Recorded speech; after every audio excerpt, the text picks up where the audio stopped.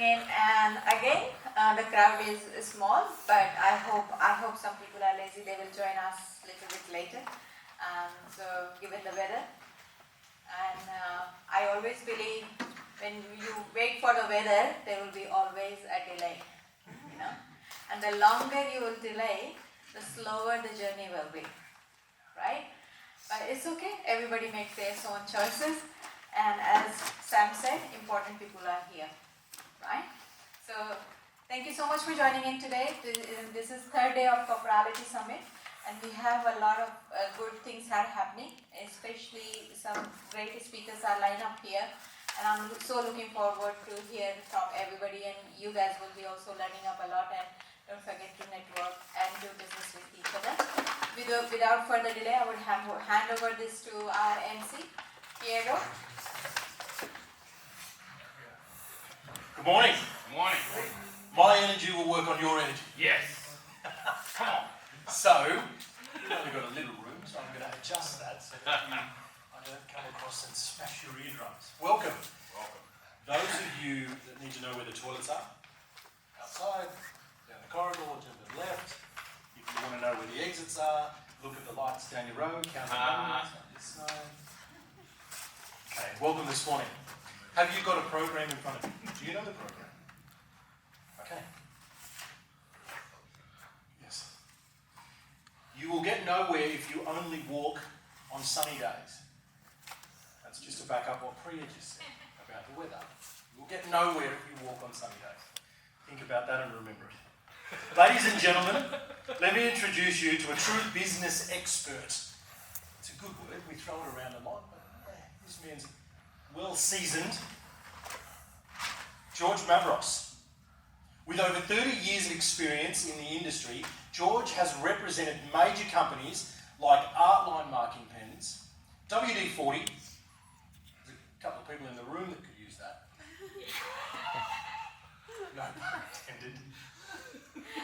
Armour All, Alkyne, aluminium, Barilla pastas and spaghetti, and sold to majors in most areas of the marketplace. But wait, it doesn't stop there. George's entrepreneurial spirit started early as he created his first product at the age of 11 and started his first business venture.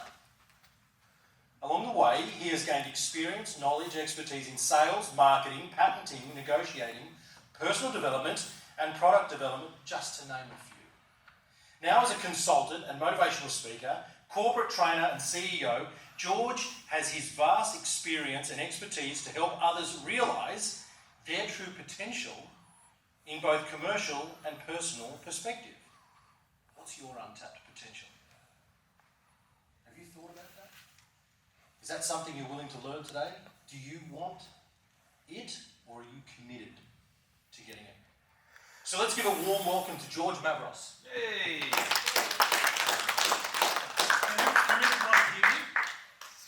Cool. I hate using those things. And my wife tells me I've got a loud voice anyway. And the girls here know that I do. Okay, so what I want to do today is I want to share a story with you. I tell lots of stories to the people I work with, and they're all about me. And the people that don't get it think that I just like telling stories about me. I tell you a story about me. I want you to then understand that story, remove me, and put you in the story and write your script. Okay? So I want to tell you a story about a book, but it's not a real book. So back in 2007, I was at a book writing weekend, and the whole premise of the thing was you can learn to write a book in a weekend. And at the beginning, it was in a room, there was a few more people than this, about 200. And even back in 2007, I still seemed to be the older guy in the room. There's a lot of very talented people. But I could see at the end of that first day, a lot of the younger people, and some of the more seasoned ones, just weren't understanding what this chap was talking about. They couldn't understand the message he was trying to get across. Now, I was also doing a fundraiser for a good friend of mine who passed away from cancer. so part of the reason why I wanted to finally write my damn book was I was going to use that to raise some funds, which I did. So at the end of the first day, I went up to the guy by the name of Jerry Roberts, and I said, Jerry, this event is all about people writing books. Yep, yep. I said, and this is your first one in Australia. Yep.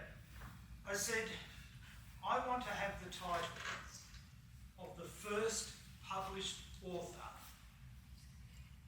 from your seminars in Australia. And Canadian fellow laughed. Oh, yeah, sure. So, no. I said, if I can get a book written, published, and 20 copies here by tomorrow morning, including in the back of it an endorsement that you'll be prepared to sign, will you help me sell them? Because I'm raising money for charity and that'll start it off. And he laughed. He said, oh, he looked at me. He said, you're serious. I said, I have never been more serious in all my life. He said, I'll take that. There's the book. In the front of the book talks about why I did it. And one of the reasons I did it, and one of the things that you find as you get older, either your arms are too short or the glasses need more. It's about, I wanted to write a book to prove that it can be done. All you have to do is make the decision, see the objectives and the obstacles. They'll be overcome. Those are words from Jerry Roberts and Napoleon.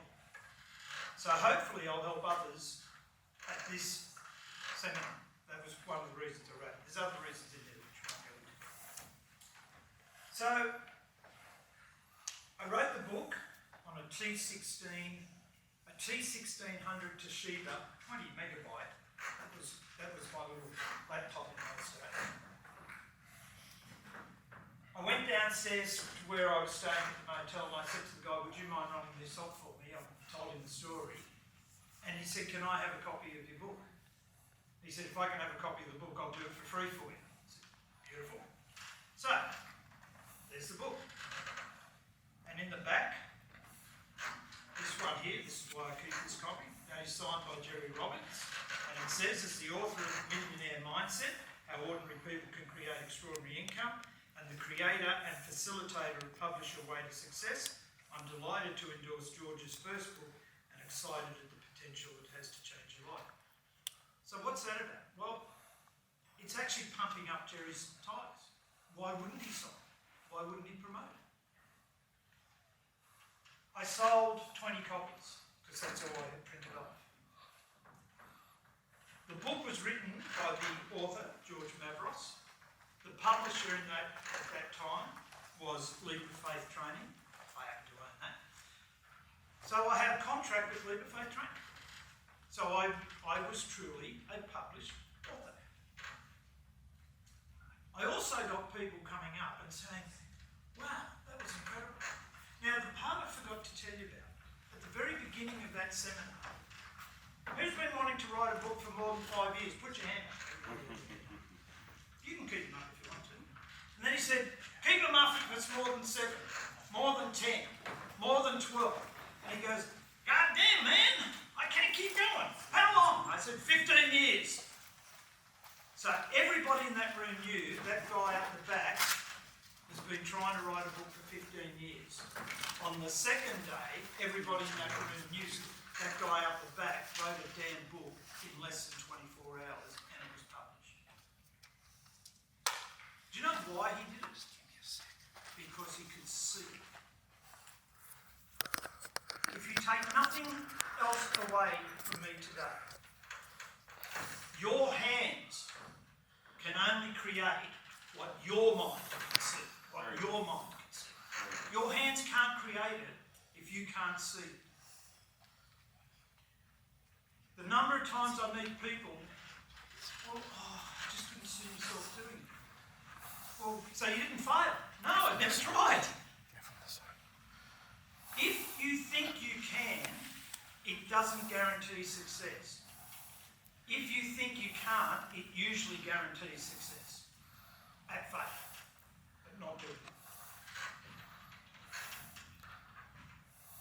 Ooh, that was very cute.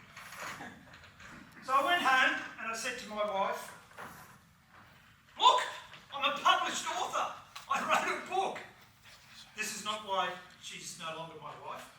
We parted as good friends many years later. She looked at it and she went, that's not a real book, is it? I said, I don't know. It's got a cover, it's got a price on the back, it's got context, it's bound. I think it's a book. It's a matter of interest, sweetheart. How's your book going? And she, because my wife knew my approach to life, she just went, oh, that hurt. That was the book. 2007. So then in October 2007, I decided I'd go up market. So I created this one, which is the same as that one, only reduced to A5, so you get more pages, it looks a bit thicker. Comb bound, proper cardboard cover. And that's about patents. This book is all about patents and copyright. And I was showing it to one of the guys that shared an office with me. And I said, oh, I've updated my book. I said, that's a new book. And he looked at me and went, it's not a real book, is it? I said, well, I don't know. I said, it's bound, it's this, it's that, blah, blah, blah. I said, it's a matter of interest. Stu, how's your book going? Yeah, he said, good point. So I used to give this book out to inventors, and I used to say to them, take this home and read it. There's a section in it that's called Funny Saying Serious Business. If you like what I'm saying, don't worry about the front of the book, I'll do your work for you. If you don't like what's in the Funny Saying Serious Business, don't ring me. I'll come back to that book a bit later. I then joined an organisation called B&I, and I was doing a presentation to about 80 people one day. So I thought, okay, now I'll get serious. So I created that one. Staple, done by a printer, my very good friend at Quick Copy, all nicely laid out, all the things in there. And I'm putting them out around the table in that room. And my very good friend, Oscar Boyd Jones, I love saying his name. Oh, what's that? I said, it's the new book. He said, you know, it's not a real book. What? I said, it's why? I said, I've got it done, it's printed, blah, blah, blah, blah, blah. He said, yeah, well, he said, it's actually a booklet. Oh, it's a booklet. How's your book going? And Oscar went, yeah, fair point, I don't have one. Do you know, that book cost me $400 for 80 copies. And what I did is I handed it out to everybody at that day when I was doing the talk. It's not a real book. Did I mention to you I got $20,000 worth of fees from people that I gave that book to? So then the next time I was doing a presentation, I decided I'd go right up market. Very flash. Back. Bound like proper books are bound. And somebody said to me, so why did you do that? I said, well, I wanted to get the book more professional because everybody tells you it's not a real book. Well, it's actually not a real book. No, come on. No. He said, you haven't got the ISBN and you haven't got this and you haven't got that. I used to travel down to Melbourne and to Albury quite a lot, sitting in the plane, especially to Albury, 2 seats, and very rare, not a lot of people flew to Albury in those days. So I would put one of these in front of my seat, in the pocket. And if no one was sitting next to me, I'd stick one in there too. And when I'd fly down to Melbourne, if I was in Virgin, I would put 1, 2, 3 if I got the chance. So each one of these books has my name in it. Each one of the books has my company in it. This particular day, a guy rang me up. Are you George Mavros? I said, yep. He said, somebody put one of your books at the back of the seat of a Virgin plane. I happened to be on the plane yesterday. He said, I was reading the book. He said, I love your funny sayings. Can I come and see you? I said, sure.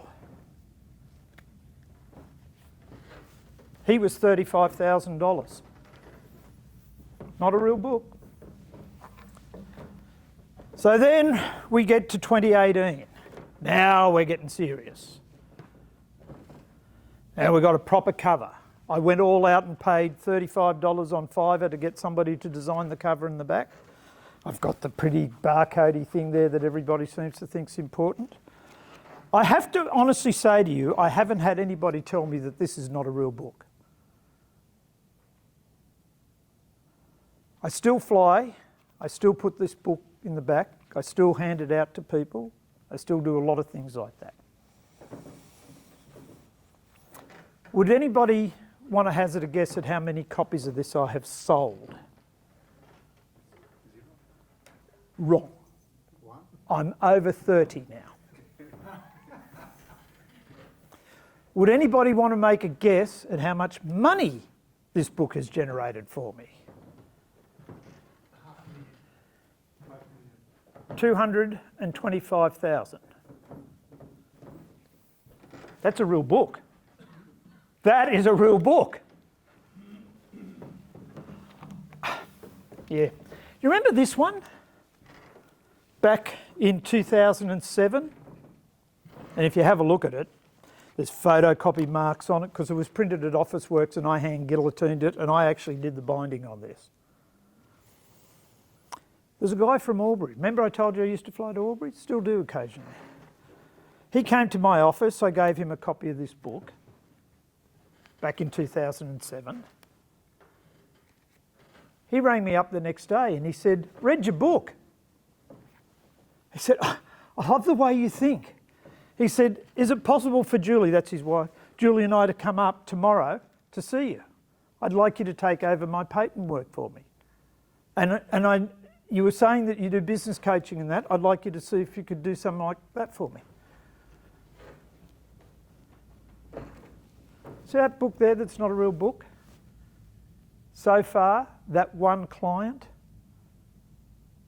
is now $528,000. $528,000. So, what is it that I'm trying to tell you? What is it that I want you to understand?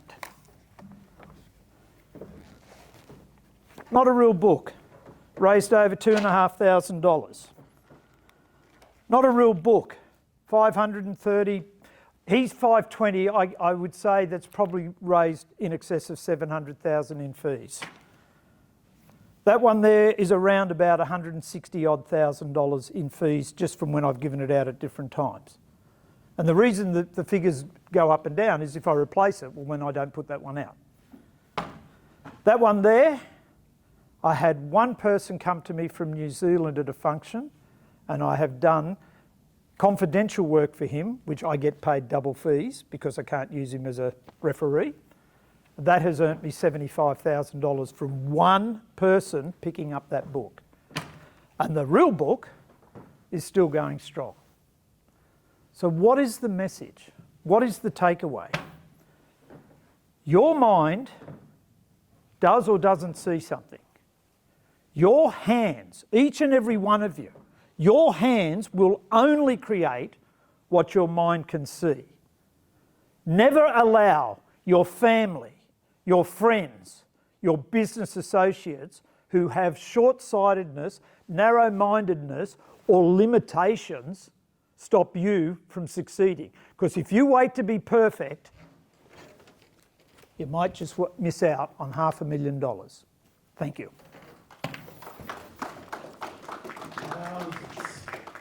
What did you just hear from George? Thank you, George. I also have some gifts for people. Do you want to hand them out? Or Because I'm generous, I'm going to give everybody in the audience a free book. You are. What did you take away from mentioned yesterday, trainer, coach, mentor, facilitator, speaker, author. If you have your own IQ and your own thoughts, your intellectual Give it to comprehension, someone. you are automatically an author. That's a perfect representation of being able to author Thanks for your own coming. thing, even if you don't get it published. It's a real book. That's one of 5 others I've written. And the coolest part about this is I recognise I'll be back. that in 2017 and I made my own book just like that, printed, binded by myself. And it's actually on now on Amazon called Free of That. Just to show you the work. I can install it. The book is written at such a level, year 7 level, and any of those that listen to Jim Rohn, you would know that when we speak up here, we speak. I'll give you the rest later. A 7-year-old can understand, or a 7th grader understand. So what is inside you? Do you have a book inside you? Do you have something inside of you that you just want to speak From me to about? you. You want to author, that you want somebody to know. Because what is so simple. Who here is a business owner? Or has a business idea or has something in them? Yeah? If you've got one product, and you do the math, you've got one product that costs $19.95 if it's a product and or it's a service, right? And you think about the globe's got 8 billion people in it. Let's take away half that for the children. Let's say there's 4 billion adults, for example. $29.95. And you sell 1,000 copies. You do the math. We, as business owners, don't need a shit ton of clientele. You need a product that you're passionate about, that you speak about just like that, and you will sell it to the people that resonate with it. And then you become an influence to that person. And that's what's important. Because what you're holding inside of you, someone out there is literally dying to read it and you haven't written it yet. But he did. So let's talk about that. There's 4 things that social media try and accomplish. As a creator, there's 4 things you want to try and accomplish. Number 1 is education. If you don't know this, write this down. There's education, there's entertainment, there's information. There's a difference between information and education. Informing someone and then educating how to. And then you've got influence. You're not only just the sum of the 5 people that you spend your time around, but if those 5 people are not influential to you in some way, who are the other people that you look for an influence? And in that context, that's going to help you drive decisions. Does everyone understand that? Like the people that you surround yourself with, they're the ones that are going to help you get to where you are, because if you're influenced by them, you'll make different decisions in your life. Now I'll tell you a story about the next speaker. I think it was 2017. I was fresh opening my business, thinking that I knew everything and I just wanted to do all this stuff. And it was personal training business. Because I've been doing personal training since I was like 18. I wanted to grow muscles. I wanted to look good. I wanted the girls to like me. And all those things that an 18-year-old boy goes through. So I attended this conference. And the speaker was there. Absolutely inspirational, influential, aspirational for those that haven't seen him face to face. But what got me was the fact that he spoke about story showing, not just storytelling. There's a difference. You then feel the story.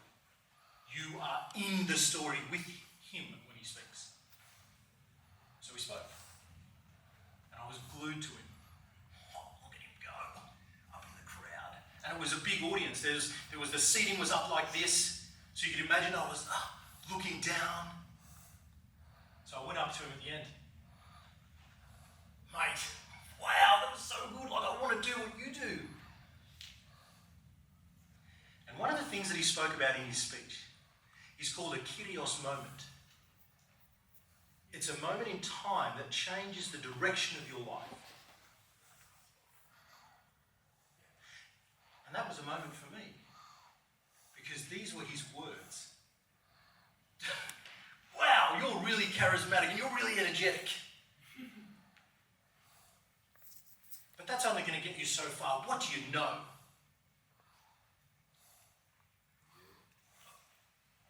I don't know. Because I was just full of the energy. I thought about all this cool stuff. And all I was searching for on that day was the final pieces. I was ready to change. I was already ready. When you read a book, you're already ready. There's something you're going to look for. You're already ready. You're just looking for that last bit of influence to make a decision. I was ready. In that moment, I was ready. And as soon as he said that, it broke me enough to go, holy shit. What event was that?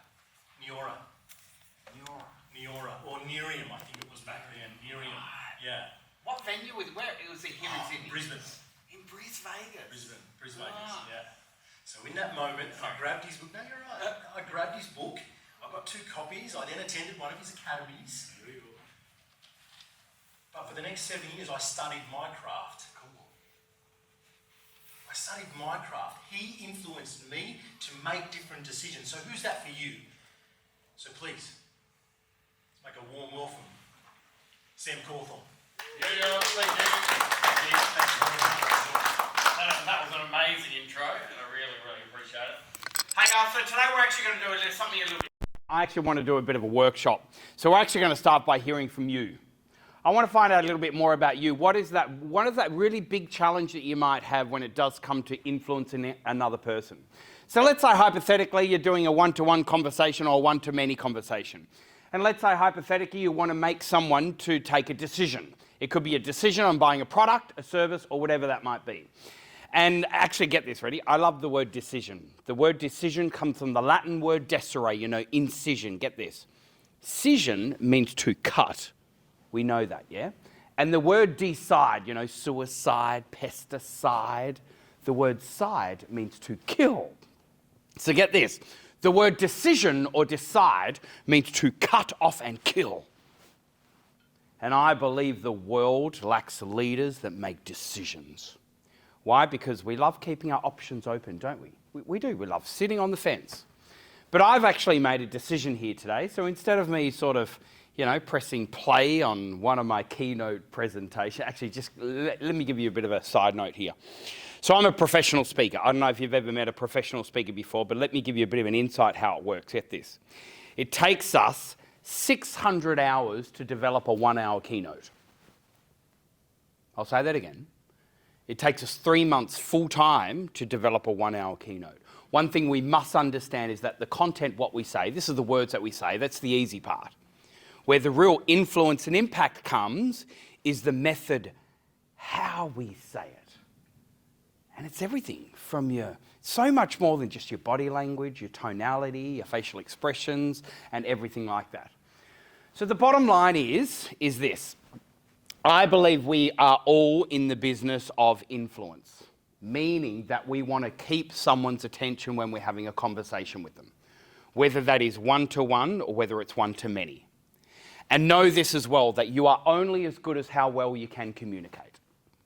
You can be the smartest person on the planet. You can have all the academic qualifications, you can have all the skill that you've got, that you like, but if you don't know how to effectively communicate the little that you know, all of that smartness is worthless. So today I've actually made a decision. And the decision here is, instead of me, pressing play on one of my keynote presentations, I'm actually going to ask you what you would like to learn from me in this very short period of time that we have. Today is going to be a bit of a choose your own adventure. Now, very, very quickly, let me just give you a bit of an insight of my story. So as you can see, I do have a story. I think we've all got stories. Mine is more physical yeah? But we've all got stories. My story goes, I'm a country farm kid from Tasmania. Mum is Indian, born in Kolkata in India. Father's Scottish, born in Edinburgh in Scotland. I'm one of 11, 7 boys, 4 girls, huge family, right? I'm an uncle 39 times. I've got 39 nephews and nieces. That's what happens down there in Tasmania. So look, bottom line is I was a very shy kid. And when I was growing up at school, I didn't like standing out or anything at all like that. But I always knew deep down within that there was something more in my life. I always knew that there was something more. But I was very shy. And so I found my acceptance in the naughty kids. And so I've actually got a bit of a disclaimer here for you today. Get this, ready? This is crazy. I've never sat an exam before in my life. I never finished high school. Certainly haven't studied at university or anything at all like that.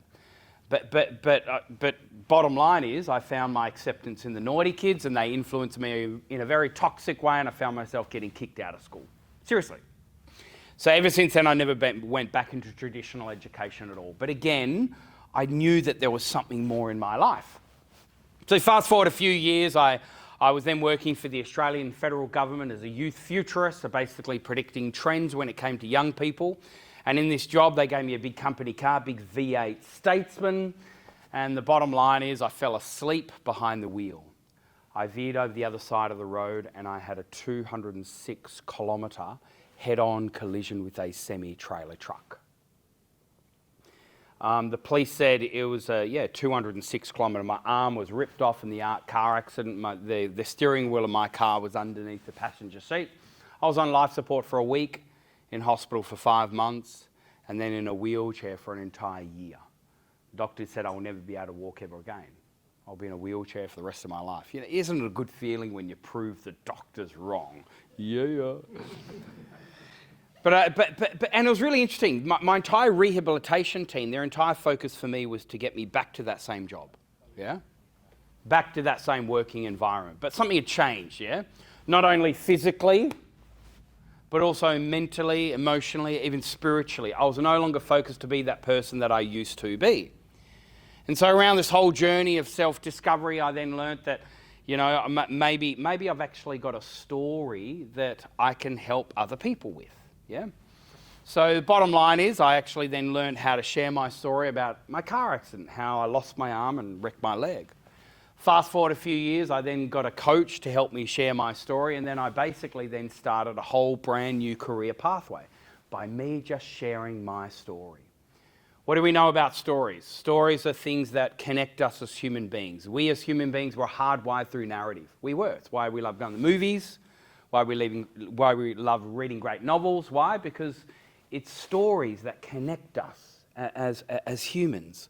You know, just recently I did an 8-city roadshow for financial advisors. Why? Because they wanted me to teach them how to share more powerful stories. Because they realised that stories was the key ingredient in that sales cycle. So then I became a professional speaker.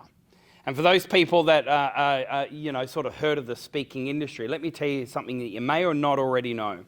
There is a significant difference between professional speaking and public speaking. Very, very different. The difference is, as professional speakers, we speak in closed room events. It's not open to the public at all.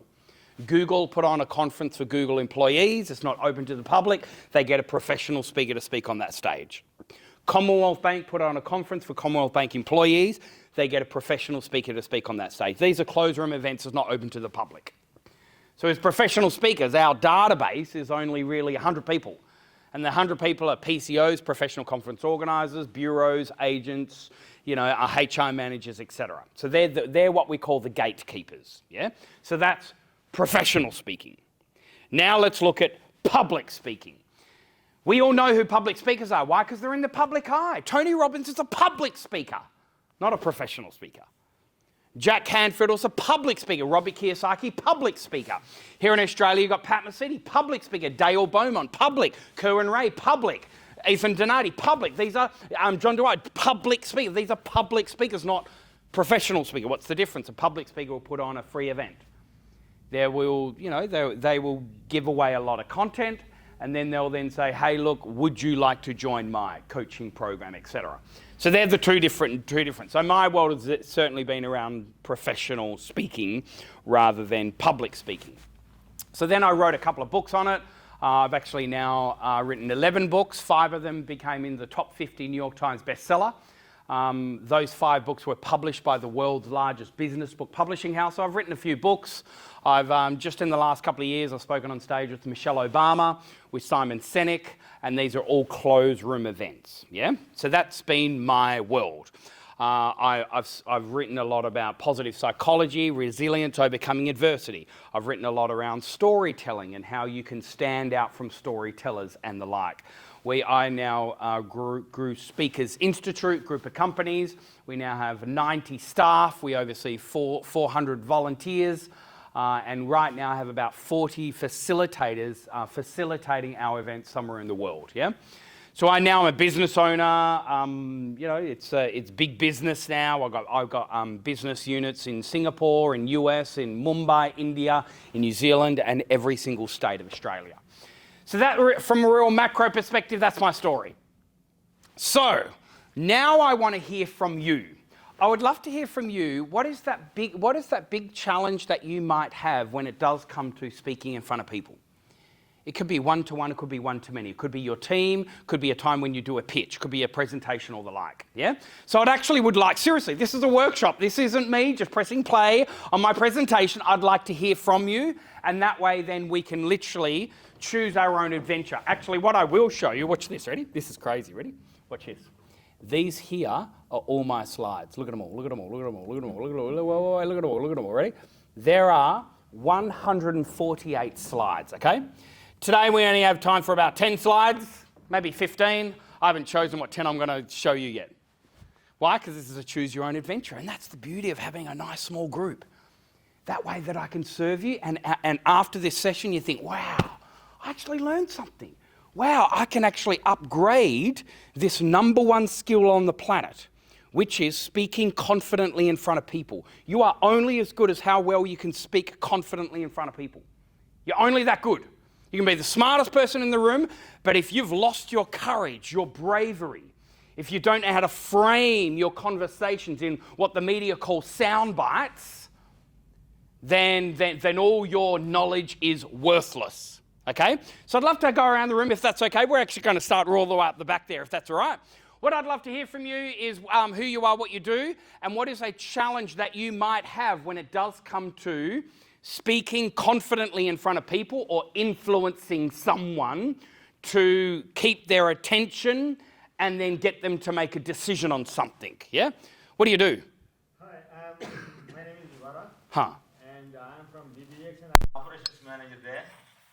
And I connect businesses to trade confidently, and if they are not confident, and I used to emphasize what they have to and how they have to do, and understand their product, their technology, their customers, and then make sure the customers understand what their product and services are. And similarly, from this business also, I exchange their product and services, and the way they like to promote their services and the product. So it is a platform I am working for, and we are globally established. Yeah. And my role for Australia and New Zealand. And what's the challenge that you might have when it does come to influencing another person? That is actually from the professional point of view, the work related, it is not a great thing. Yes, I've been the director for all Asia Pacific countries and including Japan for large American corporates. Yes. And after that, I'm here in this world. Yes. But the most challenge, as you said, the public speaking, when you are talking to the many people, you have different mindsets. Yeah. And always the people look for the negative and then try to knock you down. Yeah. And though you are very sound, knowledgeable, and then sometimes there is an opportunity that you cannot win that person. Yeah. But because their mind is tuned in that way, always the negative, always knocking down the people. Yeah. So that is one of the challenge that I feel, and maybe other people also feel the same thing. Okay. Come on, let's give him a hand for sharing. Thank you.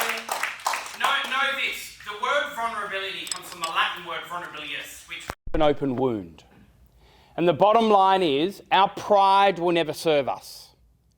Meaning that if we're not open enough to be curious and want to upgrade, upskill, then ultimately we'll be stuck. You know what's really interesting here at Speakers Institute? I have advisors. And my advisors, they agitate me. They annoy me.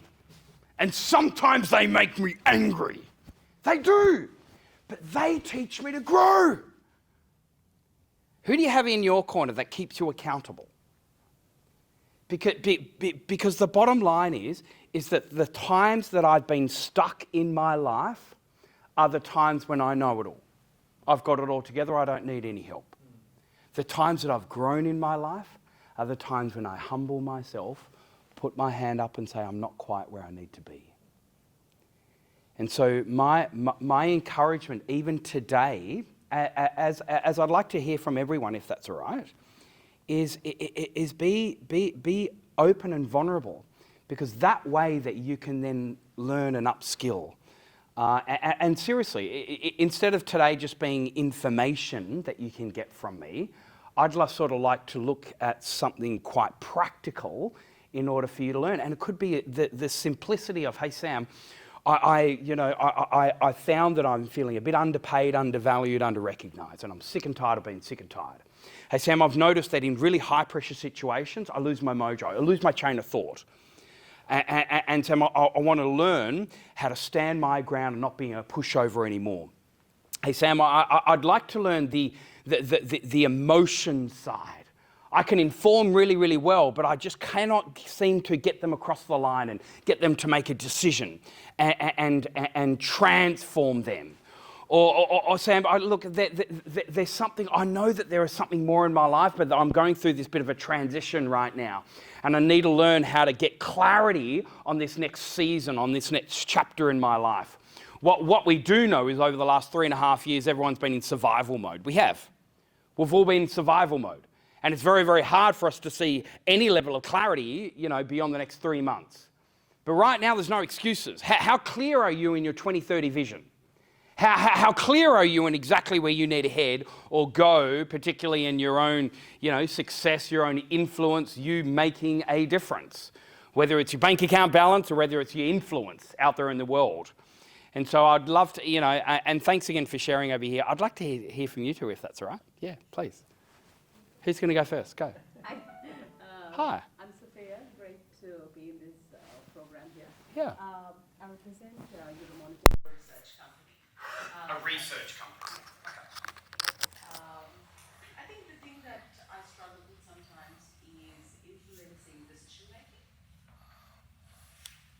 You do everything, and then it's like, how do you get them over the line when you know that they need this, and you know that they want it, but how do you? Yeah. Okay.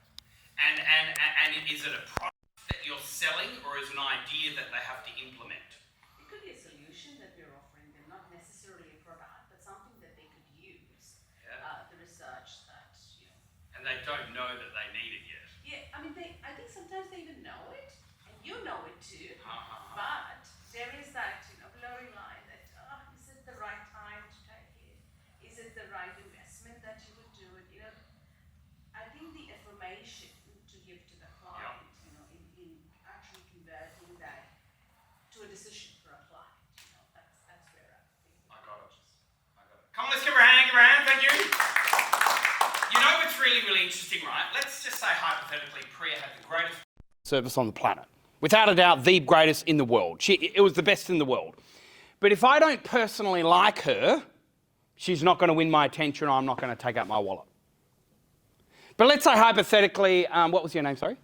Sophia. Let's say hypothetically, Sophia had a pretty good product and service. Not the best, but it was still pretty good. Not the best, but it was still really, really good, but not the best. But it was still really good. If I personally liked her, she'll win my attention, and I'll take out my wallet. Which then begs the question, how do we become likeable? We become likeable by opening a wound and being vulnerable. and sharing a narrative, a story. You know, it's one thing informing. We can inform all you like in and around making it logical for them. But the reality is how to transform is to actually, and what we do know is that we are emotional buyers. Humans, whether you're talking to accountants or the like, we buy through emotion. Not necessarily, we are informed through logic, but we buy through emotion. And so my encouragement is that you need to become likable. Who are you? And are you building that likability, that vulnerability and approachability to that listener? And so my encouragement to you is, and this is what I've been taught as a professional speaker, is learn how to share your own story of your why. Why are you doing this in the first place? And as a professional speaker, I have a 30-second version, a 1-minute version, a 3-minute version, a 7-minute version, a 12-minute version, a 20-minute version of all my stories. And I'll bring in the relevant one that is relevant for that listener. I would even go as far as to say, is that your story is your number one trump card. Actually, I would even go as far, listen to this, ready? Whatever skill set that you have, whatever area of expertise that you've got, I can find better online right now for free. Seriously. Whatever skill set that you have, whatever area of expertise that you've got, I can probably find better online right now for free. Your greatest trump card isn't your skill set, not your area of expertise. It's your story. It's your experiences, because no one on the planet has your story. But what we do, we compare. Oh, but Sam, your story is better than my story. We do. You know, one of my mates, his name is Paul, and he was diving there in Sydney Harbour. He had a shark attack. He had his arm and his leg bitten off by a shark. That's a cooler story than mine, right? I've just had a car accident. But what we do, we compare, don't we? One thing I found is this. It doesn't matter what the content of what you say. It's the method how you say it. One of my mates, his name is Dr. Phil Pringle. He can turn an everyday journey down to the local supermarket and back to an edge-of-the-seat thriller. And then at the same time, you hear a top-tier celebrity, you know, Kathy Freeman or the like, and you listen to them after 5 minutes, everyone's bored and they've got out their phone and they're searching TikTok. It's not about the content, what you say. So my encouragement to you is this. Learn how to share your story. Have a 30-second version, a 1-minute version, a 3-minute, a 7-minute version. And my encouragement to you is this, is get feedback on that. One of the greatest ways for you to upgrade this number one skill set on the planet, which is speaking confidently in front of people towards them making a decision, is getting quality feedback. I'm glad you're here. You're in the right room. Thanks for coming. You're up. Hi, thanks so far for the presentations and great. Thomas from Euromart, so we put together. And it's basically as a story in terms of what we do day to day. We work in the same team, but for me, a personal challenge is the people we speak to often, they will be at a high level, they're very time poor, and as the world goes through, more information overload, that window of time becomes smaller. So, relating it back to what you were saying, I found this very relatable, is telling a story. It builds brand, it builds rapport and those things, and that's great. But with time being so poor, and as you said, you go online and search all this stuff, how do you then, what I find hard is to fit in the stories to get that window and capture that feedback, because feedback is often shut down if you don't have enough time to begin with to tell the story. So how do you, what's your advice around that? Yeah, and that's a really good. Look, how I see it, and actually I even wrote a book on this, and it's called this, People Follow People. I've got a copy of it up the back there. It's all about the profile economy, right? What we do know is that we no longer trust brands, companies, logos, organisations, media, government. We don't trust it anymore. Actually, back 10 years ago, 50% of the things that we followed online were governments, brands, logos, organisations, media, etc. Now it's less than 8%. People now follow people. Elon Musk has 400 times more followers than Tesla and SpaceX combined. Which then begs the question, you know what your number one visual marketing piece is? It's this. It's your face. And how cliche this might sound, it's very, very true though. It's now time for you to shine. And my encouragement to you is as you get very good at what you do, You go out in the fringes, you find out what the trends are, you bring that back in, and then you communicate that in bite-sized chunks. The media call it a soundbite. Suddenly now you become the primary translator in your industry sector. And when you are that primary translator in your industry sector, then all of a sudden people are now listening to you and your content and your opinion. But on the flip side, I would also strongly suggest for you to also be a futurist in your space. You know, it's really interesting what the world are crying out for right now. You know what the world want from us? You know what the entire world, your entire market want for us? They want certainty. But they want certainty about the future. So if you have an opinion on where the future is going in your industry space, and like I'm talking about using sentences like, the 3 trends that we'll see in the second half of 2023 are. What we're going to notice, within the future throughout 2024 is, so be really strongly opinionated on where the future is going. Because these are the things we're clicking on, these are the things we're listening to, and if you continue to, give lots and lots and lots of value, then ultimately you'll be heard, you'll be noticed, you'll be seen, and then the rest then is history. I will also share with you a little bit more soon on a specific formula, whether it is a short conversation that you're having with someone, so you can really engage that urgency. Because the bottom line is this. If they're still standing in front of you, that they're actually waiting to be influenced. And not only that, you're doing them a disservice if they don't take action. You're doing them a disservice if they don't buy your product and services. You're doing them a disservice. So, and there's a couple of areas in and around that, but we'll certainly share as well. I'm just going to go really fast here, and then we'll then get started here. Tell me a little bit more about you. What do you do? I'm a student at UNSW. Awesome. Doing my master's. Congrats. In what? In construction project management. Congratulations. And I became very conscious when I'm speaking. Why? Why do you think that is? I'm not sure. I became very confident. I became a bit cautious. Yeah. I get scared if I'm making any mistakes. I'm scared if I don't do something. Yeah, I totally get it. Yeah. All right. Thank you for coming. Come on, let's give her a hand. Come on, give her a hand. You know, it's really interesting. I think many of us, when we are in a high-pressure situation, let's say we're about to go into an interview, let's say we're in front of people, let's say we're about to go into a really high-pressure situation where we're about to do a really important pitch. And suddenly then we get a little bit nervous. It happens to us all. We all get nervous, yeah? You know what's really interesting is that nervousness and excitement is exactly the same biological feeling. Let me tell you something you probably already know. Ready? When you are excited, you breathe deep. When you're nervous, you breathe shallow. Which then begs the question, and you can write this one down if you like, you've got a pen and paper. Change my breathing, change the feeling. All you need to do is change your breathing. Get this. When you're nervous, you breathe shallow, you get stuck, you lose your flow. When you're excited, you breathe deep, you stay in flow, and you're sharp and focused.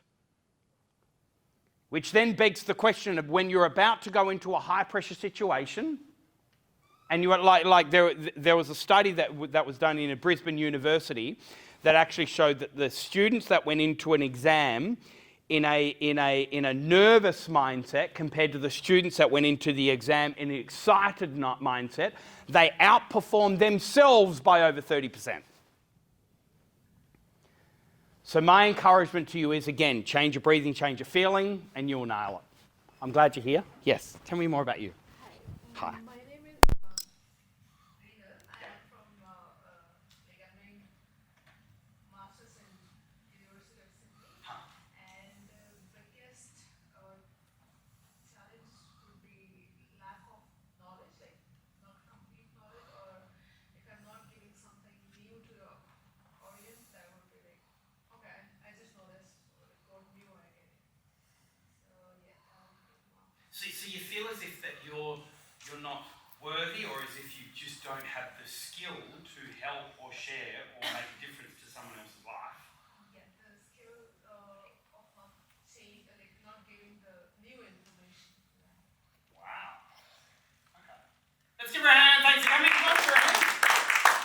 You know, it's really interesting. One thing I found, so again,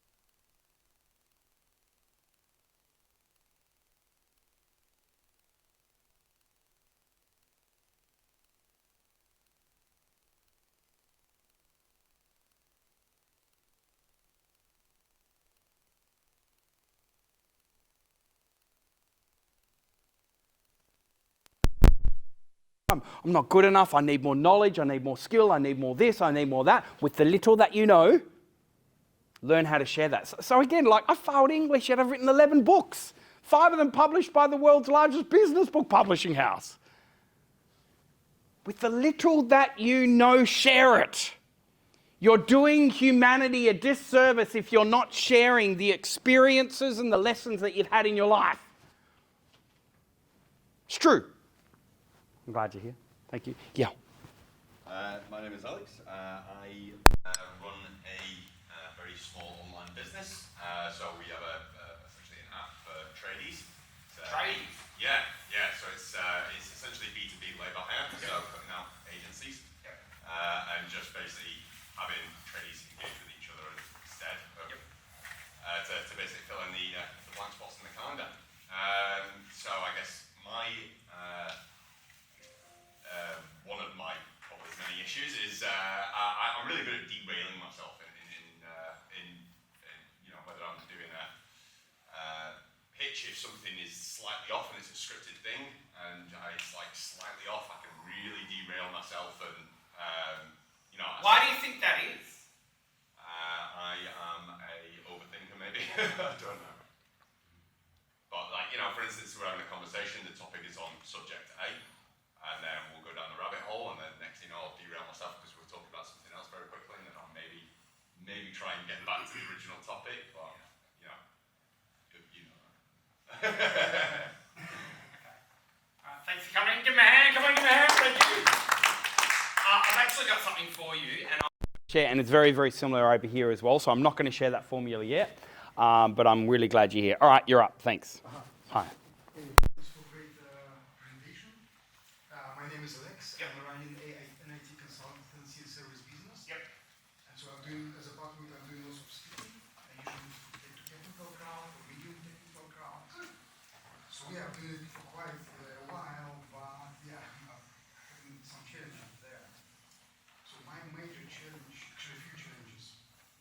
First of all, you know, sometimes when you want to deliver your thought, you can play it in your head like multiple ways, smoothly, you know, all works. But once you stand in front of the people, actually, even if you stand in front of one single person, you go completely, you know. I get it. Just not something you want to. It doesn't go as smooth as you know as it goes in your head. So that's Why do you think that is? Why do you think that I is? think it's a level of confidence. I think it's confidence, lack of confidence. If you could get that confidence in those high pressure situations, what's that worth to you?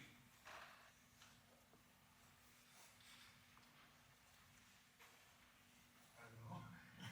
And that's a lesson for us all. If you could get that confidence, if you could win every single time and influence someone every single time, what's that worth to you? I suppose what I'm doing right now, I'm actually trying to create a pain here. You know, one of the chapters of my book is actually called Crisis Creates Opportunity.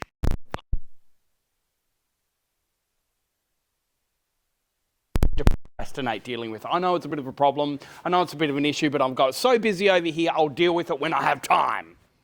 But when it's a crisis, our biology links so much pain to it that says I must get myself out of it.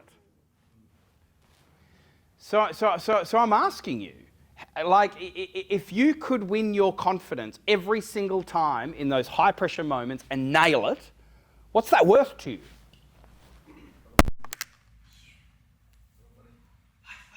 It is extraordinary the power of speaking confidently in front of people.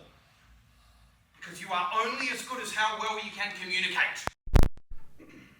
You're only that good. You can be in a boardroom. Like the saddest thing that I see right now, get this is really, really full on, right? Is that many of you have a lot of wisdom. You've been there, done that, you've got a lot of wisdom, you've got a lot of experience, but then there's young punks out there and everyone's listening to them and not you. That's your responsibility. And they have nowhere near as much wisdom as you, nowhere near as much experience as you, but they were brave enough and to either speak with confidence, even release the little that they know. It is time for you to rise, for you to be noticed, heard. And how cliche that might sound, it's actually true. I'm glad you're here. Actually, here's another, no, this is really naughty, really cheeky, but hear me out, ready? You know the reason why we get nervous in high pressure situations? You know the reason why we get nervous? Because we're so worried about what everyone else thinks of you. Let me give you a reality check. It's not about you. It never has been about you. And to be quite honest, that is self-centeredness. It is. What an honor, what a privilege it is for me to speak in front of people. I don't take that lightly. And so for me, I want to make sure that when I have that opportunity, I lift up, I give value, I help, I bring love, hope, joy, I bring, transformation into the room. Instead of me worrying about what you think of me. That's self-centeredness. Like seriously, if you have an issue with me, that's your issue, not mine. I'll sleep very well tonight. That's not arrogance, that's conviction. So for me, start changing the internal narrative of what's going on. You are there to help and make a difference. Like, imagine if tradies didn't get your app. Like, you're doing them a disservice. So I'm going into that room with all power, all authority, and you need what I have. You are doing your market a disservice if they're not catching, implementing, executing, and buying what you have. Stop worrying about what they think of you and start actually believing that you can make a difference to humanity. That's what I reckon. That's a nice little motivational pep talk right there. Let's give him a hand for coming. Yep. All right, you're up. Go. Couple of things, Sam. I come from the same state that you come from. Calcutta. Oh, Balawanchi, I live in Delhi and Bangalore. And great workshop, fantastic workshop, and get George as well. I have two businesses. One is in engineering, which I won't talk about. I don't see many engineers here. Other business is health and wellness. What I do is I help you understand why we are heading to the wrong direction health-wise. Yeah. And I go back to George's talk.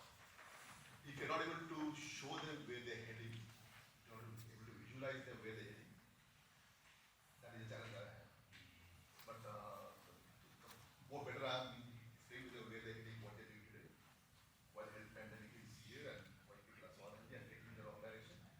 Is what my challenge. So do you run coaching in and around this? Do you do workshops around this, or are they more online courses around it? More one-to-one. It is not. I don't do a workshop like this. It is a course one-to-one. But I have a lot of examples. My example.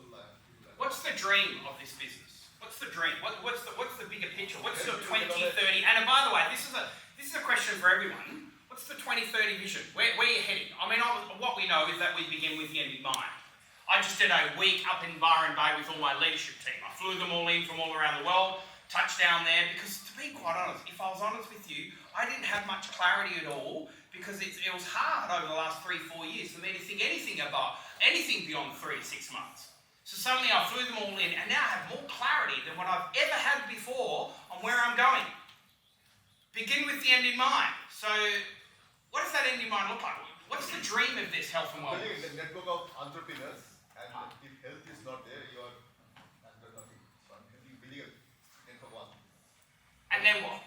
So let's say hypothetically you've got a network of 10,000, 20,000 people, then what?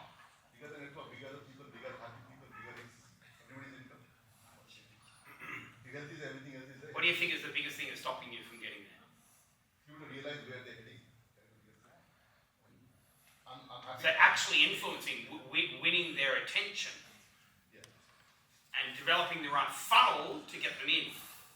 Okay, let's give them a hand. Very good. My name is Alfred. 100% Chinese. That's why you're so good looking. And just a short, I'm doing coaching similar to David, but I just started, so learn a lot. You're a coach. And do you do any one-to-many or just mostly one-to-one? One-to-one, one-to-many. You do one-to-many. And bring students from overseas and help them to settle down and find their destiny. One I can share about my short story. If you think about Chinese born in Hong Kong, who will you come to your mind? Maybe Bruce Lee. He's my uncle. No, really? What? He seriously is. He's my uncle, just when I was young. That's awesome. Do you know martial arts at all, or no? But one is, through these relations, I got a lot of opportunity to talk about life is so good. So this is how I help people to find their destiny and how to help them to look at, if you want to be a legend like him, I can help you too. Now, if there's one thing you wanted to catch from me, what would that be? One thing you wanted to learn, upskill, what would that be? Well, I think I would like to learn about your story, how you can connect and engage with people. So you want to learn how to connect, engage with people. Engage, yeah. Okay, and is that more what to win the marketing and fill up a room, or is that when you have filled up the room to keep their attention so they buy? Yeah. I always work partnership with people like you. You talk, you tell your story, I tell my story, and then we work together. Last year, we celebrate with Bruce's 82 birthday. We have a few hundred people to come have a banquet. This year is his 50th Jubilee Memorial Ceremony. So we're going to have another big event. Wow, I can now brag that I've met So the if you uncle of Bruce want Lee. to work together, we're looking for someone from non-Chinese or others want to work together, talk about it. You will be, if you're interested, Engage with me. Let's give him a hand, very good. I'm David Chapman. First thing I want to do is I want to thank you very much. Thanks, brother. You're a legend. Thank you. 3 minutes. I am a tradesman. I'm a tradesman in floor coverings. I got into it because my parents been doing it for 4 decades almost. So what I don't know about floor coverings, you don't really need to know about. I got sick of subcontracting and working to the shops because they didn't engage properly with the clients and then with the subcontractors, and they let people down. So I decided 7 years ago I'd open my own shop. It was really hard. I really struggled. I had a lot of problems, but I succeeded. I don't like hearing no. I love motor cars. One of my favourite drivers is Peter Brock. Very good. I am a Ford man though, so I can. Sorry, man. Peter Brock had a saying, that is, follow your dreams. So if I'm not learning, I engage people to help me, and it's given me the courage to do what I just did then. I'm listening to you, and Sam, you rock. I was there thinking, how am I going to do this? What am I going to do to make a statement, to stand out? Thank you. So now, my new business is Hybrid Cork Australia, because I am passionate and I love, 1, the environment, 2, my industry, and my Australian friends. Hey, can I just pause you? If there's one thing you wanted to catch from today, from my session, what is it? To be able to stop my ass trembling when I'm talking up here and be a bit more relaxed. He's done pretty well. Let's give him a hand. You know, sometimes that's all that is needed is a moment of bravery. It is an inkling of courage. And when there's a moment of bravery and inkling of courage and you actually rise to that occasion, that's when you can start building a muscle. And when you build that muscle, you can then perform under any level of pressure, whether you're talking to investors, or whether you're talking to clients or customers or the like. So well done. I really, really like you as well. You're up. Thanks. David Campbell, I'm a business coach. David is one of my clients.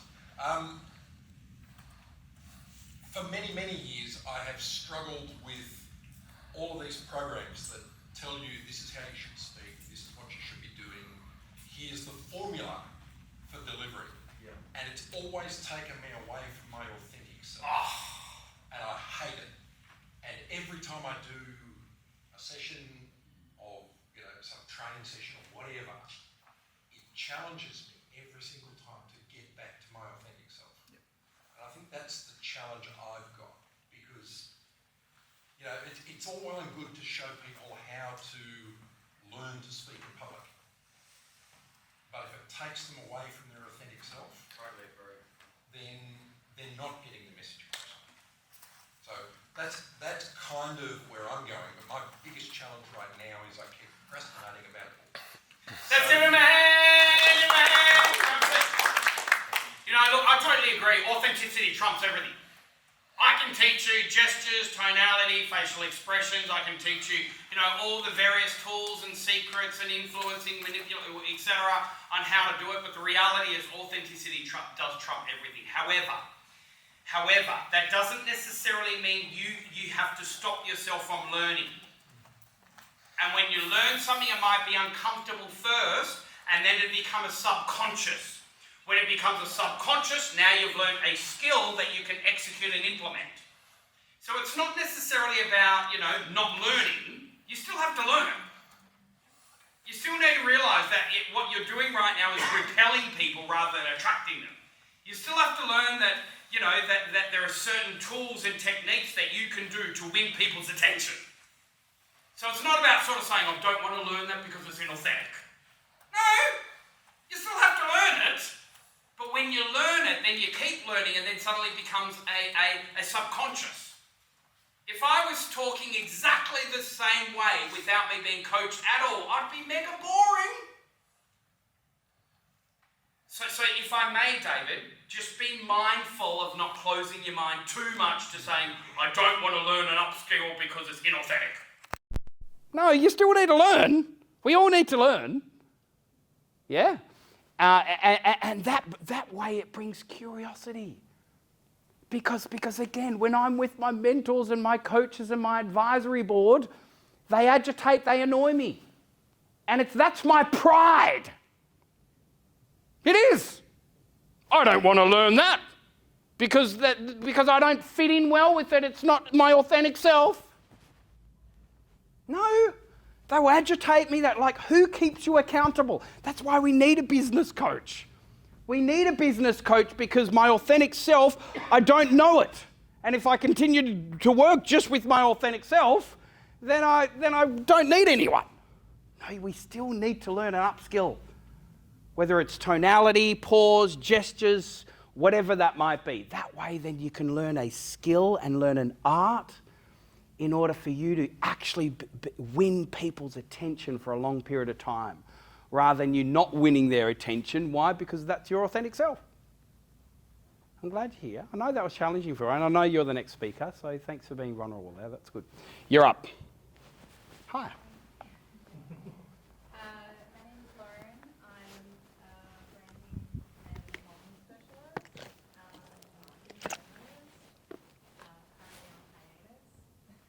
What's hiatus? What's that? Well, I'm having a bit of a career break. Oh, nice. Well done. So long. I don't know if I still know what's on this comes like. Well, A bit of a break. Yeah, thanks. Probably my biggest challenge is I'll often feel, because I am a generalist, that other people that I'm talking to would probably already know what I'm going to tell them, or that people know more than me. So I tend to sort of shrink within myself, or not speak what I do know. So yeah, that's probably the biggest challenge, is just thinking that, well, there's people already know what I'm going to say, or there's already enough noise around it in the ether. I'm just contributing to the noise, so I won't say anything. totally get it. But if I may, I want you to imagine, right, that let's just say hypothetically, right, this here, this is you, okay? And then let's say then this is people like me. So in the professional speaking space, is what I'm more of a micro celebrity. Everyone in the professional speaking space knows who I am, but outside that industry, no one knows who I am. Yeah. So then you've got these type of people here, which is you, and then you've got the other people out there that are experts in your field that everyone knows. Only in your field, outside of your field, no one knows. And then you've got these people here, which are, you know, let's say the top tier, you know, the world or global authorities, you know, Dr. Phil, Oprah Winfrey, you know, these are the household names, yeah? And then you've got you. And then you've got these people here. These people here are the ordinary, everyday, average person. Their most exciting moment of the week is 4 p.m. on a Friday. Why? Because they're about to have drink o'clock and then they can then binge watch the next 85 seasons of their favourite Netflix show. Yeah? They spend more time planning their holiday than what they do their life. Yeah? And then you've got these people here. These people are stuck. Really stuck. They want to give up. And to be quite honest, they even want to end. They're really, really stuck. And then you've got you. Yeah? So again, you've got you.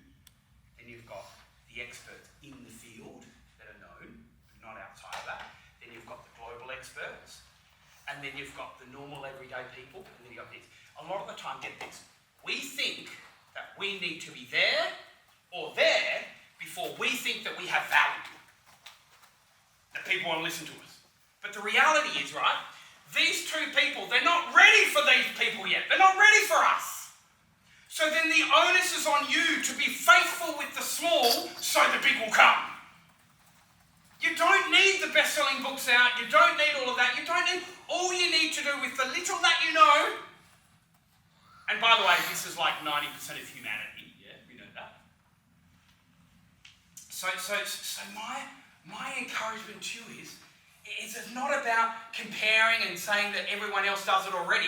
It's about the little that you know, finding a market that they want to listen to. And the more that you're faithful with the small, the big will come. I'm glad to hear. And you do have value and worth, and people want to listen to it. You're up. Hi ho, I'm Lance Schooler. I'm known as a savvy navigator. I left high school 1968, and I got into international trade and transport. Started my own business a few years later. I run courses on import-export through community colleges. My challenge at the moment, I was reminded of it recently. A guy from India tracked me on LinkedIn, had 7 connections. Wasn't really, but he sent me a message and said, I listened to your podcast, and he said, I want you to help me with importing and exporting. And what that podcast, I did 4 weeks of it and then stopped. Yeah. The problem that I had with it, I was describing a lot about it, and he said, oh, you really got me hooked. Then I stopped. I said, well, the problem is, when you talk about international trade, lots of different things. I'm not the smartest person in the room. What I've got is to be able to take complex issues, bring them down so every person can understand what it's about. So, but when I started to go into the more complex things, to describe it on a podcast, only listening to it, how do I describe those things appropriately that people can understand? That's the question. Brilliant. Absolutely brilliant. Similar to you and similar to you as well, I've got something here that I'm going to share that'll nail that. And you communicate that very, very well. So, and I know that you're also one of those type of people, if I may, that has a lot of wisdom, has a lot of experience, but my gut feel says that there are people out there that don't have as much as you, but everyone's listening to them and not you. And so I think that you need to find a way to build your profile. People follow people. And also you're a good looking bloke. Very. Sorry?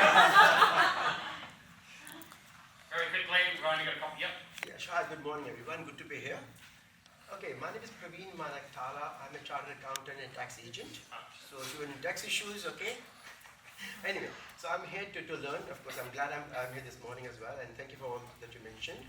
I'm quite okay with the one-on-one and in a small group of people to give advice, because that's what my profession does. But what I feel I need to look at more is, and I learned that on Tuesday when I was here, Wednesday, sorry, I was here, that you need to also put your profile up with a little video clip on your website, which I haven't done. That's where my negative feeling is, that, oh, people look at me, what will they think about me? So I'm okay with the group of people like this to chat, because I'm just sharing my knowledge. So like you said as well, because hopefully people know less than me, so there's no challenge there. But my challenge within myself is, how will I look on that little video clip for 30, 40 seconds or not 1 minute? So I haven't done that yet. So that is my personal challenge. Got it. Let's give him a hand. Very good. Let me tell you something that we already know. Our attention spans today are shorter than any other time in history. Randstad did a study 20 years ago that showed the average human being attention span was anywhere between 18 to 22 seconds. They did the same study 8.5 years ago that showed the average human being attention span was anywhere between 7 to 9 seconds. You know, shorter than a goldfish. You know what the average human being attention span is today? It is 3 seconds. Social media are now giving analytics to digital marketers, to anyone at all that has viewed your post 3 seconds or longer. Do you know why? Scroll, scroll, scroll. The average human being scrolls 3 miles a day. So the bottom line is this. If you're not communicating in short, sharp, bite-sized chunks, the media call it a soundbite, then you're losing people's attention. Now, don't get me wrong, long-form media still works. You know, Rogan's podcast is like 2-3 hours, but you have to win our attention first. Learn the sound bites to win our attention. And then when you've got our attention, then you can go deep. Because you're right, short, sharp, direct videos, and also, by the way, if you're actually not on TikTok, you should be on TikTok. TikTok will be a bigger advertising platform than Facebook. You're up. Hey crew, Kato, bees. As a aspiring motivational speaker, I'm someone that also suffers physical disabilities myself. I've got great support around me, but the problem that I'm having at the moment is procrastination and feeling as though no one wants to listen to my story. They're the problems that I seem to be having at the moment. Thanks for sharing. Let's give him a hand. Very good. You know, sometimes it's as simple as an internal locus of control that's going on. What we do know is that if you want to upskill something fast, you need a coach, you need a mentor, you need to, and you can write this one down, upgrade your proximity. Let me tell you something that you already know. Proximity is power. We are the average of our 5 closest friends. The company that we keep determine who we are. We cannot expect to live a happy, positive, successful life if we hang around with negative, sad, unsuccessful people. Which then begs the question, who do you hang out with? Who gets your ear? Who keeps you accountable? When you leave a conversation, do you feel inspired, as if you can take on that next challenge? Or when you leave a conversation, do you feel drained? Do you feel as if someone's just sucked all the happiness out of you? And so for me, I'm very, very mindful who now gets my attention. And who I get feedback from as well. The other day, I was looking at someone else giving feedback on how to write an international best-selling book. And I didn't like the feedback that they were giving him. So I went up to the person that was literally coaching someone how to write an international best-selling book. And I said, how many international best-selling books have you written? And they said, none, 0, nada. Be very wise who gets your focus. Yeah? All right, 2 more people, and then I want to very quickly share with you a couple of great formulas that we teach our TED speakers and also our professional. Yep, let's go up the back. Thanks. Hi, I'm Ruchi. I now teach, after 30 years of being a leader, I teach others how to be better leaders. Great. I'm one of those very, very, very strange people. I actually enjoy public speaking because I love finding about people. Good on you. And so the question here is there something that you would like a breakthrough in? Is there something that you're curious to learn more about? Or or something that you feel as if you need to upskill in, what would that something be? I don't know, Sam. It's a continuous learning process for me. So my learning is, and that's why I love public speaking, because that teaches me as well. Yeah. Because, I love what you're doing, and that's what I do a lot of, which is talking to people. Keeps me authentic, but more importantly, keeps me evolving, because growth is change. Yeah. And the day you stop growing, Are you with the speaker bureaus? Do you charge? I do charge. I'm not on bureaus, but we could chat about it. Thanks for coming. All right, Corn, thanks. G'day Sam, my name's Nobby Kleiman. I'm a recovering financial advisor. My problem's ums and ahs. But apart from that, I love what I do. I'm passionate about what I do. And so I have no trouble speaking about it. Yeah. Let's give him a hand, very good. Know this, the longer you pause, the more intelligent you come across. Alright, so there's two things I've decided on today's Choose Your Own Adventure, okay? These are the two things. The content, what we say, is 90% of the information received. However, it's only 20 to 30% of the influence and impact to the listener. Which then begs the question, the method, how we say it, is up to 80% of the influence and impact to the listener. The content is important, yes. But where the real influence and impact comes is in the method, how we say it. So I'm going to spend a little bit of time on both of these areas here today, but the very first framework I'd love to share with you right now is a framework that we teach our TED speakers. So basically what we do, we actually train people either how to do a TED Talk, we train them either, we work with the largest organisation in the Southern Hemisphere that marries in startups or founders with investors. This is just one of the companies that we work with. And so basically what we've found is these founders, these startups were doing close to 1,000 pitches before they got the investment capital that they needed for their startup. Get this, after they started working with us, they were doing it in less than 40. Why? Because they got feedback on both their content and their method. Yeah? And a lot of our training of what we do, you spend more time on stage than what I do. You do. Why? Because the greatest value proposition is us watching you and you getting feedback from us. Yeah? So we work with all the TEDx curators in the country. We work with all the bureaus, which are the speaker bureaus in the country. We train speakers and then we recommend them to then go into that. But also we also just work with anyone at all that really wants to upgrade this as a skill as well. All right, let's get started. I'm gonna share with you a really powerful framework here that we teach anyone at all either to do a video or to do a pitch or even to do a presentation, even how to influence your partner.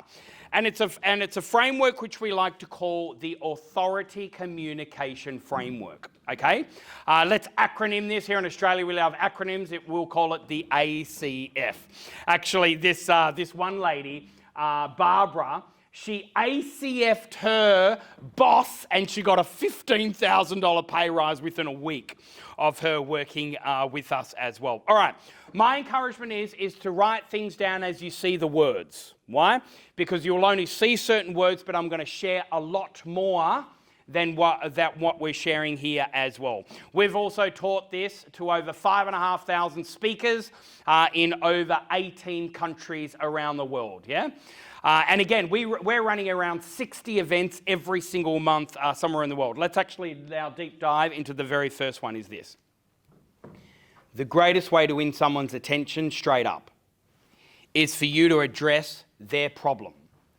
They don't care about your story. They don't care about your idea. They don't care about your product and services. All they care about is their pain point and problem. Address their problem. They will gift you their attention.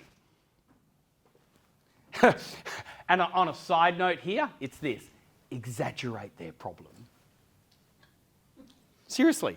Exaggerate their problem so much that they're thinking, oh my gosh, this isn't just a problem, man. This is a crisis.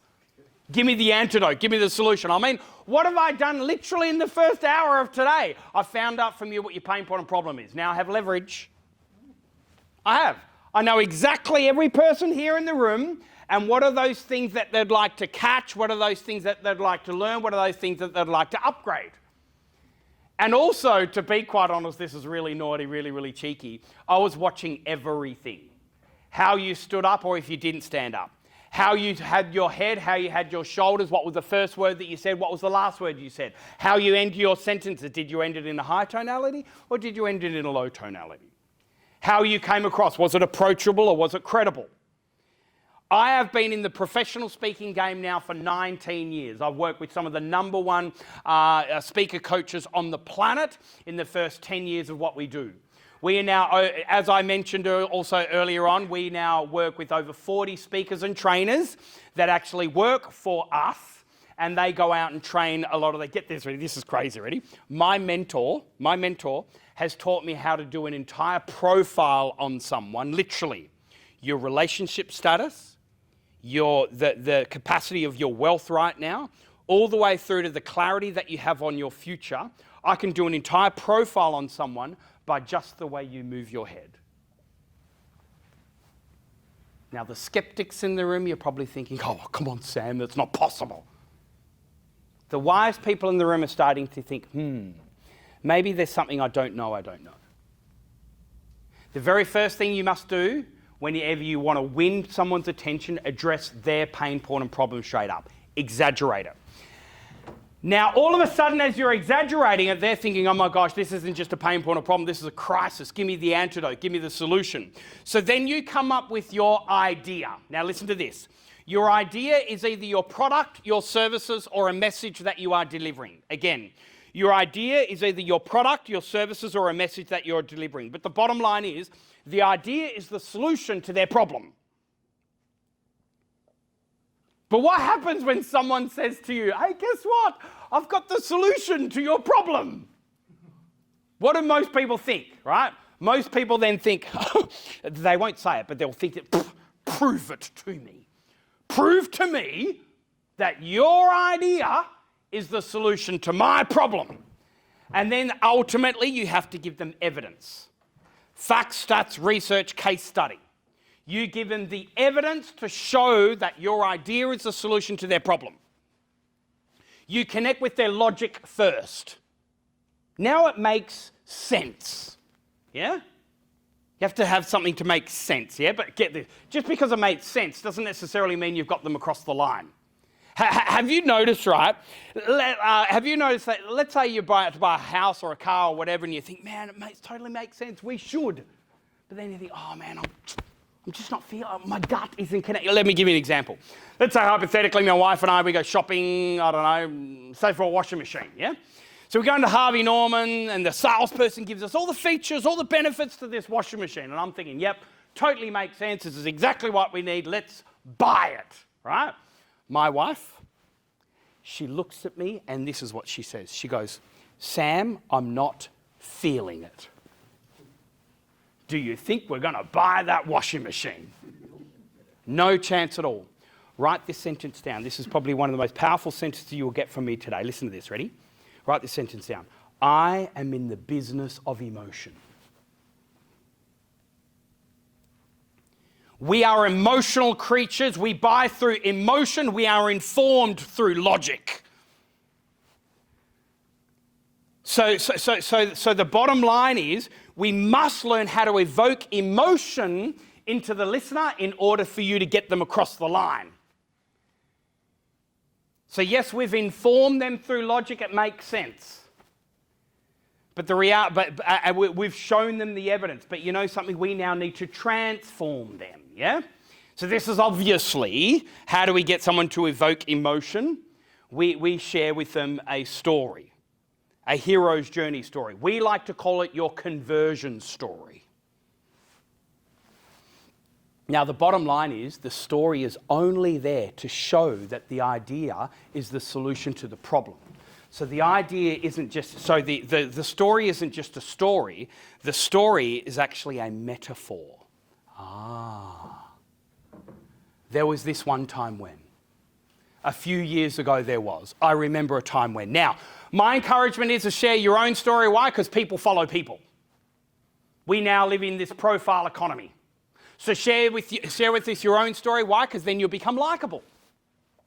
You'll be more approachable. People buy people. People follow people.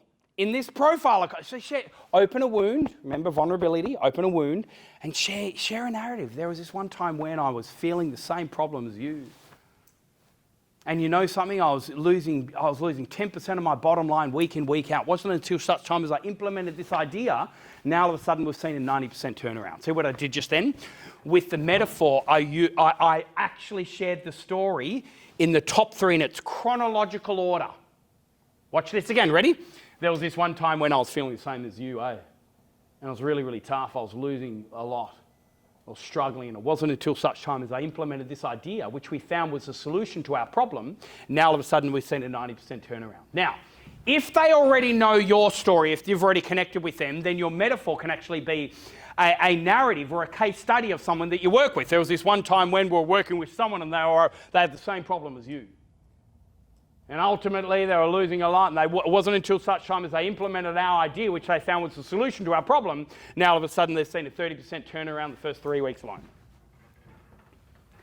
Share with us the narrative, that journey, and you have to go into that conversion story of sharing the struggle.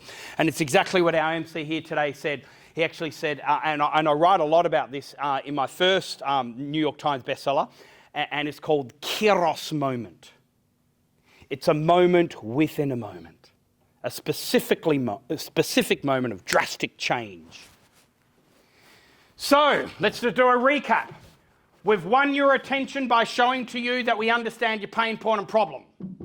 We've given you an idea which we said is the solution to your problem, but now you're skeptical. We've given you evidence and facts and stats and research to show to you that our idea is actually the solution to your problem, but you're not feeling it. We've then shared a narrative, a story, a struggle, which then evoked emotion into the listener. Now I'm ready. I'm ready. Like what now? Like I'm now ready to catch, implement, execute, buy. So now you give your CTA, your call to action. Now this is your how-to. You know, here are the 3 ways to help you to. Here are the 5 secret ingredients. Here's the 7-step formula. Here are the 9 principles. By the way, we learn in odd numbers rather than even numbers. That's a whole nother conversation. But this is where your formulary, this is your step-by-step. Yeah, this